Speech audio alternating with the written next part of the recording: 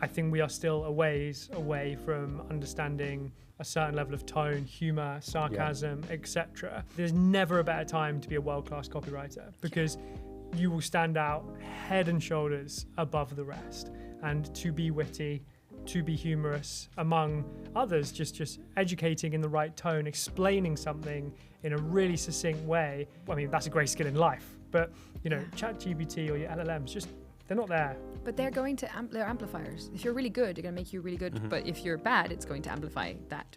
That's terrible. It's going to make you worse. But it's also a fun thing because I have a friend that runs a company called Co-Grader, which is basically for grading AI written things in school. Every time a company comes up to him, he goes like, "Oh, can you do AI check for our students?" And he's like, "I put an essay that my wife wrote in 1990 something, and it said it was completely AI generated." We forget that right now, like, ChatGPT has literally penetrated only 2% of American households.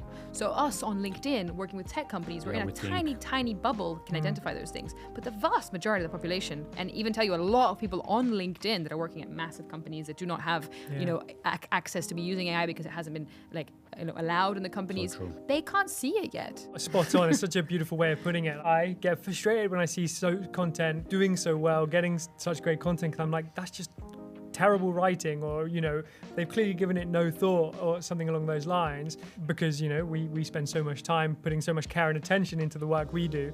But as you say, that's because we notice these things, and if we are writing for our peers, they will notice those things. Yeah. Compared to pop music, it's not complex music. It's easy to listen to music, because us as humans, we don't want to do complex things all the time. We want easy things to digest, right? And I think we forget that we're like, okay, just because something's taken hours and loads of research, if that, then scientific papers would have gone viral, but they don't. So I think there's also a bit of that, of it's a frustration. Yeah, I put so much hours into it, so this is hugely important, but it doesn't mean everyone's going to.